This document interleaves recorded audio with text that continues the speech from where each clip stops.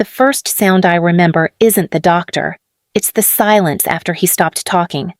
1 minute there were words. The next, nothing. Just the low mechanical hum behind him and the sharp sanitizer smell that burned the back of my throat. I kept staring at his mouth like it might start moving again and undo what it had just done. My name is Marissa Cole. I am 34 years old. This was 4 years ago. I'm only saying that because time gets weird in grief, and people always assume you're telling it from inside the moment. I'm not. I'm telling it from the part after, when the shock has dried and the details still don't let you sleep. Evan left before sunrise that Friday. He always did, trying to beat the interstate traffic outside Atlanta. I was 29 weeks pregnant, half asleep, and he kissed my forehead like it was any other morning. "Don't forget your appointment at noon," he said. I mumbled something into the pillow. I don't even remember what. I just remember his coffee breath, then the front door, then the quiet. At 6:43, my phone rang. Unknown number. I almost ignored it. I wish I had. Is this Marissa Cole? Yes, this is dispatch. There's been an accident involving your husband. He's being transported to the hospital. You need to come now. They said it calmly, like they were reading from a script that kept people from falling apart on the line.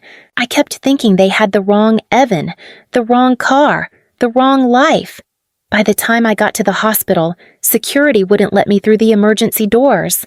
A nurse touched my arm to stop me from pushing past. I remember her nails were chipped. That's what stuck. Not her face. Not her eyes. Just the chipped polish. Like my brain grabbed something small so it didn't have to grab the truth. The doctor came out with blood on his scrubs. That's when I knew. We did everything we could, he said. I didn't cry right away. I asked stupid questions instead. Was he in pain? Did he say anything? Did they check again? I sounded organized, rational, like I was discussing a billing error. Then the contraction hit. Hard, sharp, wrong. Someone yelled, "She's 29 weeks." Someone else said, "Get OB down here." 3 hours later, I was in surgery. Ivy came out small and silent. 2 pounds 9 ounces, tubes everywhere. A ventilator breathing for her like she couldn't decide if she wanted to stay. The neonatologist leaned in close, voice steady.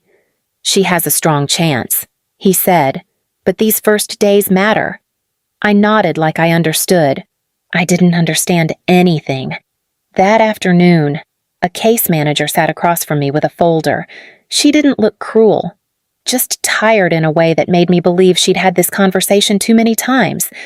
"Your insurance is reviewing an out-of-network issue," she said. "We need a deposit on file while authorization is pending. The gap right now is $26,500. If we can't secure arrangements within 5 business days, the insurer may require a transfer." Transfer? That word sounded clean. Technical. It meant moving my daughter 2 hours away while she was still on a ventilator. "I just lost my husband," I said. "I'm very sorry," she answered, and I believed her. It didn't change the number. $26,500. 5 days. I looked at Ivy through the plastic wall of the incubator, her chest barely moving, the ventilator keeping that soft mechanical rhythm. I pressed my hand to the glass. It was warm. I should have called a bank first, or Evan's life insurance carrier, or maybe his parents. Instead, I opened my contacts and scrolled to one name, Dad. My thumb hovered there longer than it should have. I told myself I wasn't begging. I was asking for a bridge, just until the insurance cleared, just until I could breathe again. I hit call, the first time I called. It rang 4 times and went to voicemail. "Hi, you've reached Howard and Patricia Cole. We're probably traveling. Leave a message. Traveling. Of course. Dad. It's me. There's been an accident. Evan's gone. Ivy's in the NICU. I need help.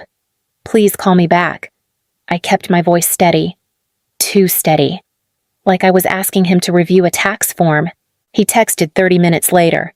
Saw your message. Can't talk right now. Boarding soon. Boarding. I stared at that word until the letters blurred. I called again. And again. 18 calls in 36 hours. I counted because counting felt like control. 6 cut off after 2 rings. 4 went straight to voicemail. 8 texts showed red. That small gray word felt louder than any shout. Connor called the next morning. Marissa, I heard. I'm sorry. Then help me. Silence on the other end. Not shocked silence. Measuring silence. How much he asked? $26,500. Just a bridge until insurance clears. 5 days. That's a lot. I know it's a lot. They have a trip. Marissa. A trip to Cabo. Non-refundable deposits. Flights. Resort. It's around $8,200 they'd lose. I looked through the incubator glass at Ivy. The monitor gave a soft, steady beep. She's on a ventilator. I know. Then what are we talking about? He lowered his voice. You have to understand something. Dad just retired. They planned this for years. And they're scared. Of what? Of becoming the emergency fund for the rest of their lives. That hit differently. I'm not asking them to fund my life. I said, I'm asking them to keep their granddaughter here. You cut them off before when you felt judged. He said, you make things final. My husband is dead. I know. You don't? I said quietly. He sighed. Evan had life insurance. Over $200,000. You'll recover. In a few weeks. Then call a bank. I hung up. I tried my mother on FaceTime. She answered on the 3rd attempt. I could hear a zipper dragging across fabric. Hi, honey, she said. You're packing. We leave tomorrow. Mom, please. Just loan it to me. I'll sign anything. I'll pay interest. She looked at me then. Really looked. Marissa, she said softly. Your father worked 40 years. We saved carefully. We can't start undoing that every time something goes wrong. This isn't something going wrong. I know it's not, she said, and for a second her voice trembled. But if we cancel now, we lose everything we put into it. We're not young anymore. My baby is on a machine, and throwing $8,200 away doesn't fix that. It shows up. She closed her eyes. We raised you to be strong. Not dependent. I'm not dependent. I'm drowning. You've always been intense, she said. You make everything life or death. This is... Don't guilt us, she whispered. The call ended. That night, Dad emailed. Subject line perspective. You're reacting emotionally instead of strategically. Evan's life insurance will exceed $200,000. You will recover. We deserve this trip. Try to see the bigger picture. Attached was a photo of them at the airport lounge. 2 drinks. Smiling.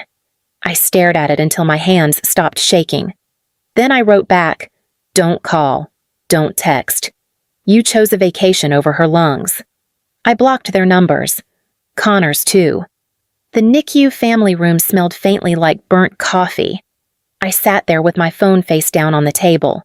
18 calls. And somehow I was the unstable one. After I blocked them, everything got practical. I sat with the hospital social worker the next morning. Her name was Denise. She didn't pretend things were fine. There's an emergency angel fund, she said. It won't cover everything. How much up to $12,000? I'll take it. It's a grant, not a loan. I almost cried at that. Not because it was generous, because strangers were doing what my parents wouldn't. Medicaid paperwork came next. Pages and pages. Sign here, and here, and here. I signed until my hand cramped. When I went home for the first time, the house felt wrong. Evan's shoes were still by the door. I didn't sit down. I just started pulling things into piles. Laptop, television, extra furniture. Then the ring. I held it longer than I should have. It wasn't even big. Just simple gold. He picked it out himself. Said he didn't want anything flashy. I drove to a pawn shop off Cobb Parkway. The place smelled like stale cigarettes and metal. The man behind the counter looked at the ring, then at me. "You sure?" he asked. "No." He shrugged. "Best I can do is $3,800.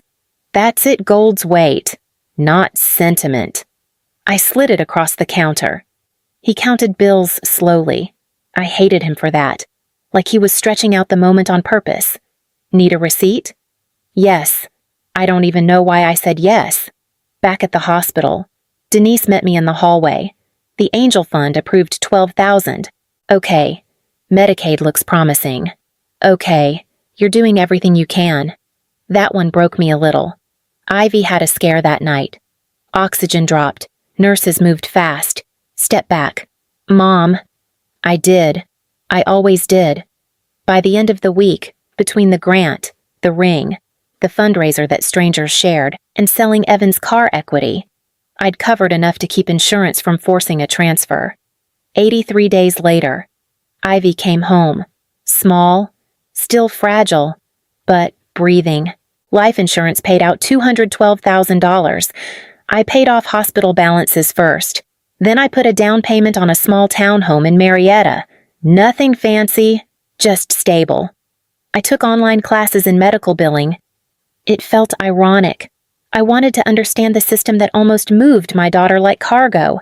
4 years passed quietly. No holidays with my parents, no birthday calls, no apologies. One afternoon, Ivy looked up from her coloring book and said, "Do I have a grandma?" "You have people who love you," I said. That's what I gave her. Not stories, not anger, just safety. Then my phone rang. "Connor, after 4 years, you ever notice how silence feels safe until it doesn't?" I let it ring twice before answering. "Hello, Marissa." Connor's voice. Calm, too calm. "Don't hang up. I'm here. Mom and Dad are dead. No warning, no softness." How I asked. "Car accident. Near Flagstaff." It was quick. Quick. I sat down without meaning to. The kitchen chair scraped the floor. When I asked, 3 days ago. 3 days. You were going to tell me when I said. We had to handle arrangements. I waited for something inside me to break. Tears, anger, relief. Nothing came. "I'm sorry," he added, like it was a line he felt obligated to include. For what I said. Them dying or not telling me silence. "I didn't call to fight," he said finally. "Then why did you call?" "There's an estate." "Of course there was. I don't want anything." "It's not that simple." We met 2 days later at a coffee shop off Barrett Parkway. He looked older, more tired than I remembered. He set a folder between us. Total estate value is approximately $2,300,000. I didn't open it. Break it down. House in Scottsdale worth around $1,400,000. Retirement accounts $620,000. Brokerage $210,000. Cash roughly $70,000. He watched my face like he was studying a market reaction. Under Arizona intestate law, you're entitled to half, about $1,150,000. I almost laughed, not because it was funny, because my parents couldn't lend me $26,500, but they left behind millions. I thought I was unstable. I said. His jaw tightened. "There's more." He pulled out a stapled document. A will. My throat went dry. Dated 6 weeks after. Everything. He slid it toward me. "Our daughter Marissa Cole is intentionally excluded due to estrangement initiated by unreasonable financial demands." I read it twice, then a third time. They cut me out. Yes. They wrote that. Yes. I looked up at him. "You went to the funeral," he said quietly. "You didn't cry. You didn't either." "That's not the point." "What is the point?" He leaned back.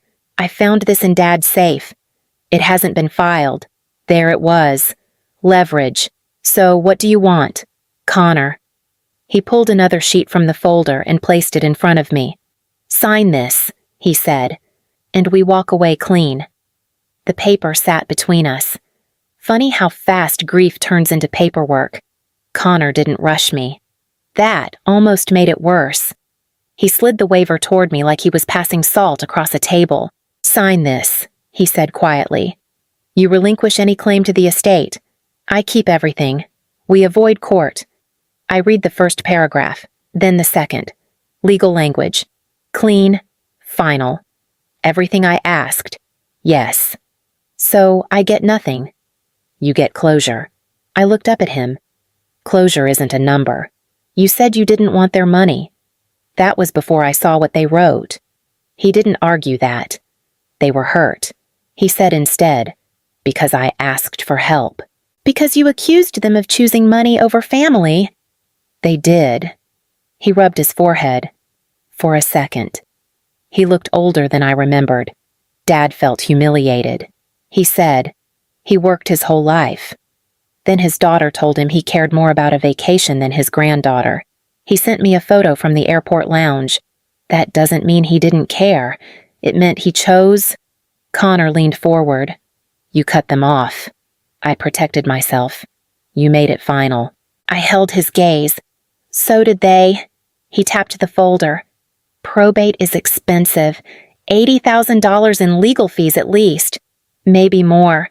You have a child, a mortgage, and I could win, you could lose. Silence stretched between us. Then he pulled out another document. There's something else. I felt my shoulders stiffen. A survivorship policy, he said. $750,000. They purchased it together. Beneficiary me. When 2 months after the Cabo trip, the air shifted.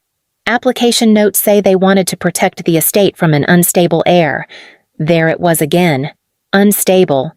You already collected, I asked. Yes. How much? With interest. About $760,000. And this I touched the waiver gives you the rest. He didn't deny it. I didn't ask them to rewrite me. I said, you embarrassed them. I told them the truth. You told them they failed as parents. I told them my baby needed help. Connor's jaw tightened. You think this is easy for me? He said. Is it hard? They were my parents too, and they didn't write you out. He looked away. I'm trying to keep this from turning ugly, he said. If I file the will, that language about unreasonable financial demands becomes part of the public record. So that's the threat. It's not a threat. It's procedure. You're using it as leverage. I'm protecting what's mine. I dragged my finger along the edge of the paper without thinking. A thin slice of red appeared. I watched the blood bead. Paper cuts look small. They sting longer than they should. You think Ivy won't read that one day? He asked softly. You think she won't ask why her mother was estranged? They weren't dying, I said. They were boarding a plane. Perception matters. I stared at the waiver again. $1,150,000 on one side, my name crossed out on the other. You really believe I forced them to choose? I asked. He didn't hesitate. Yes. That answer settled into the space between us. For a moment, just one, I picked up the pen. I took the waiver home. I didn't tell Ivy anything. She was at the kitchen table sounding out sight words while I stared at a piece of paper that could erase or restore $1,150,000. Connor had left his pen on purpose. Heavy. Expensive. Like I was supposed to feel the weight of it. I sat there for an hour. I swear. For a minute. I convinced myself signing it was the mature thing. Clean break. No drama. No court. No dragging 2021 back into daylight. Then I opened my laptop. I searched Arizona probate law like I was studying for an exam. The next morning, I called an attorney in Scottsdale. Her name was Dana Reyes. Sharp voice. No nonsense. I'll give you 30 minutes. She said, tell me everything. So I did. The accident, the NICU, Cabo, the email, the will, the policy. She didn't interrupt. When I finished, she said, first, the will. Who were the witnesses? One was Dad's golf buddy. The other is Connor's business partner. That's interesting. Is that bad? It's contestable. I felt something small lift inside me. Second, she continued, the language excluding you. Emotional estrangement isn't illegal. But if there's evidence of retaliation or undue influence, we have leverage. Leverage, I repeated. And the insurance policy, $750,000. Connor already collected. Separate from probate. But timing matters. It was purchased 2 months after they came back from Cabo. She paused. That's not random. No. Litigation could cost you $80,000 or more, she said. It could take 2 to 3 years. And my odds, based on what you've told me, roughly 60% in your favor. 60%? That's not guaranteed. No. And if I lose, you walk away with nothing in legal bills. I stared at Ivy's backpack hanging on the chair.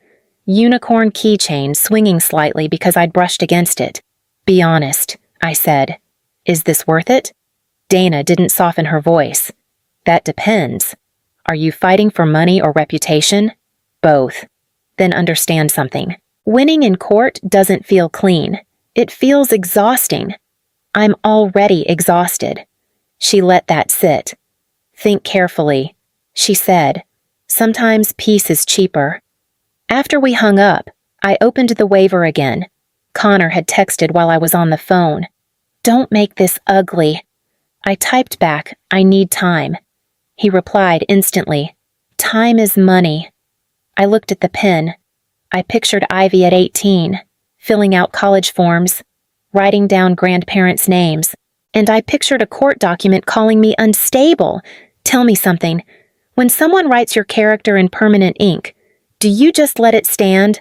I flew to Arizona a week later. Dana met me in her office. Burnt coffee smell in the air. Stacks of files everywhere. You look tired, she said. I am. She didn't waste time. I pulled the probate history. No will has been formally submitted yet, so he's holding it. Yes. That's legal. He's required to submit it if he intends to rely on it. Delaying gives him leverage. Of course it does. She flipped a page toward me. Here's the issue. If we contest the will, Connor will argue estrangement. He'll say you severed contact. I blocked them after they refused to help my daughter. He'll frame that as abandonment. My stomach tightened. Can we prove retaliation? I asked. Possibly. We'll subpoena communications between your father and his financial advisor. If there's language showing punitive intent, that strengthens undue influence. And if there isn't, then this becomes expensive grief. I rubbed my forehead. How expensive if it goes to trial? Easily $80,000 to $100,000 in legal fees. And my chances 60%, she repeated. Maybe higher if the email evidence is strong. 60%. I said again. You have a child, she added quietly. Long litigation will drain savings. I know.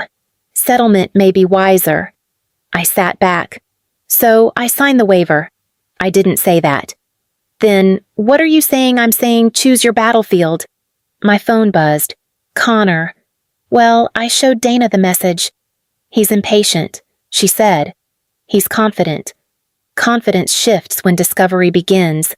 And if I lose, then you lose publicly. I looked down at my hands. They were steady. That surprised me. I'm not scared of losing money. I said, what are you scared of losing the narrative? Dana held my gaze. Then fight for that. Outside her office window, traffic hummed faintly. 60%. Tell me something. Is that courage or stupidity? Dana didn't promise miracles? She promised process. We're filing notice of contest, she said. That compels production of the will and related communications. Related how I asked. Anything tied to intent. Emails, advisor notes, drafts. And if there's nothing, then we reassess. Connor called the next day. What are you doing? He said, already irritated. Protecting myself. You're dragging this into court. You already dragged me. They were grieving too. They were booking flights. You don't know what they felt. I know what they wrote. 2 weeks later, Dana called. We received document production. She said, "There's something."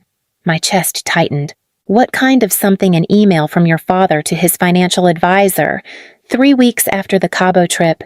She read it slowly. She humiliated us by accusing us of valuing money over family.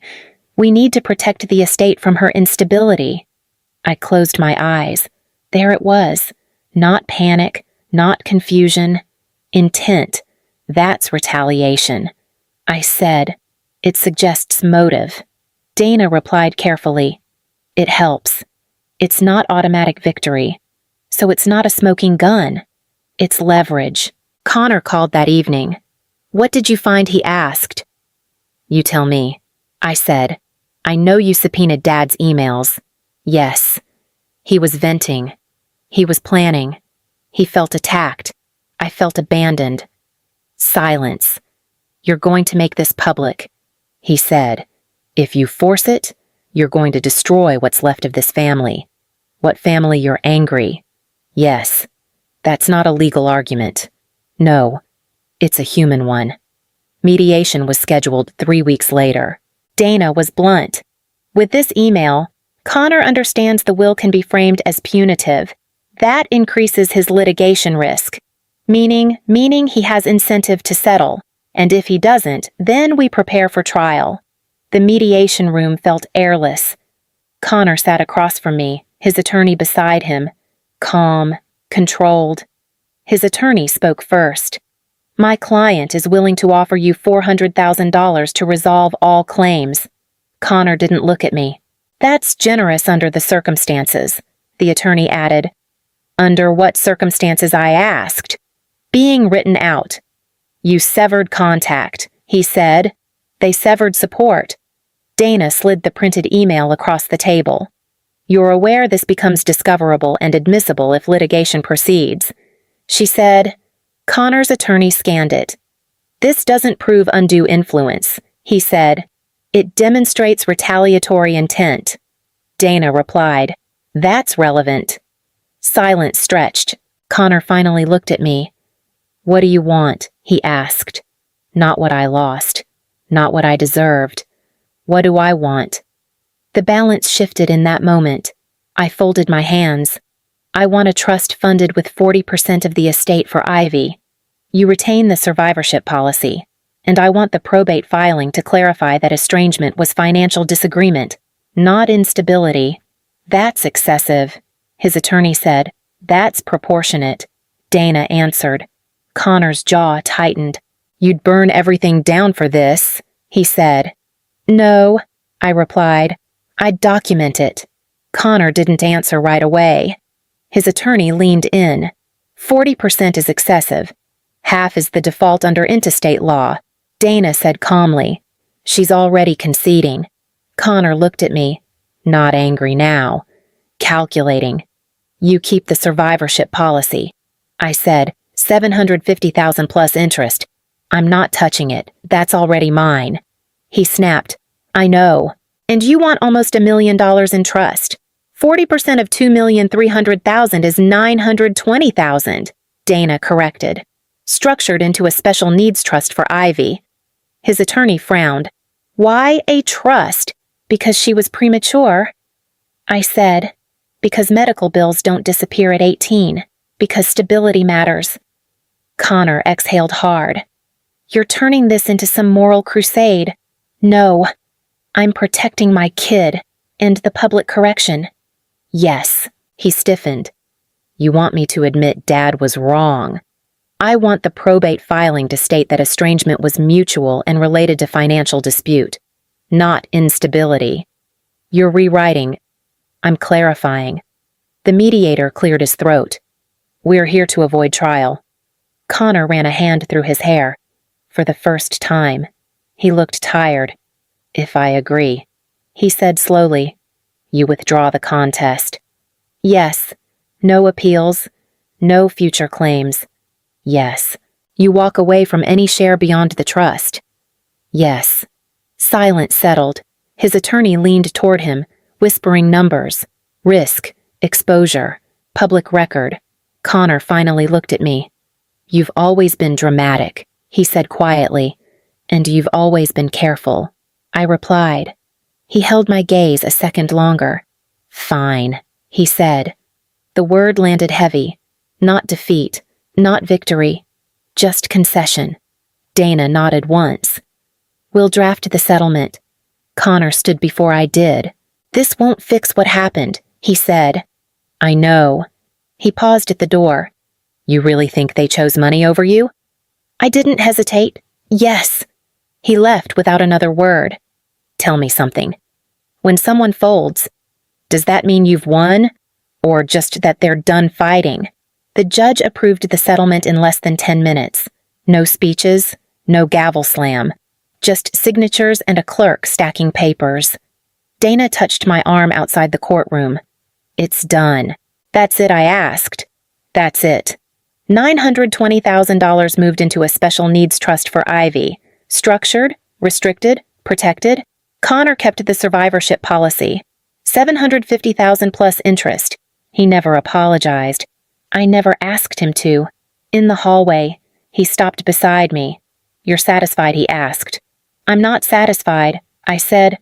"I'm finished." He studied me for a moment. "That email didn't define you," he said quietly. "It almost did." He nodded once. Not agreement, not defeat. Something closer to acknowledgement. "They were complicated," he said. "I know." That was the first honest sentence we'd shared in years. A week later, Ivy sat at the kitchen table stacking blocks into a crooked tower. The small artificial tree in the corner smelled faintly like plastic and pine. "Mom," she said, concentrating hard. "Are we rich now?" "No," I said. "We're safe." She considered that. "Is safe better?" "Yes," I told her. "Safe lasts longer." She seemed satisfied with that and went back to her tower. That night, after she was asleep, I opened my laptop and reread my father's email, the one titled Perspective, the one with the airport lounge photo, 2 drinks on a table, smiling faces. I don't hate them the way I used to. That surprised me. They were proud, careful, afraid of losing what they built. I was desperate, loud, afraid of losing my child. We all chose what we thought protected us. Sometimes protection looks like love. Sometimes it looks like withdrawal. I didn't delete the email. I archived it. Not as evidence, as reminder.